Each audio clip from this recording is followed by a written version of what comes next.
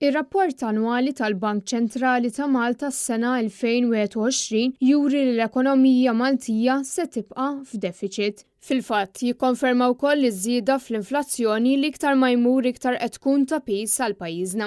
Fil-fatt, fid-dawl tal-irkupru li beda jseħħ ftit wara d-daqqa li ħadet id-dinja kawża tal-pandemija, issa l-Bank Ċentrali qed ibassar li pajjiżna għandu sfida akbar fid-dawl li l-prezzijiet ta' prodotti tal-enerġija u anke prodotti bażiċi qed jesperjenzaw żieda qawwija. L-inflazzjoni tibqa' problema kbira għal ħaddiema u l-familji. Dan hekk kif l-aħħar xhur rajna żidiet fil-prezzijiet ta' prodotti bħal ħobs, il-ħalib, prodotti ta' iġene personali u oħrajn. Intant, l-istess rapport juri kif fl-ewwel terz tas-sena kien hemm żieda ta' 2% fl-impjiegi, dan meta kkomparat ma' 3.5% tal-2020. Fil-waqt li l-persuni li kienu jinsabu bla xogħol fl-ewwel terz tal-2021 kienu 3.7%, tnaqqis ta' 0.6% mis-sena 2020. Waqt il-preżentazzjoni tar-rapport intqal kif il-gwerra fl-Ukrajna qed tkompli żżid mal-inkwiet u r-riskji għad bassir fiskali, elementi li kapaċi jaffettwaw il-previżjonijiet ekonomiċi għal kumplament tas-sena.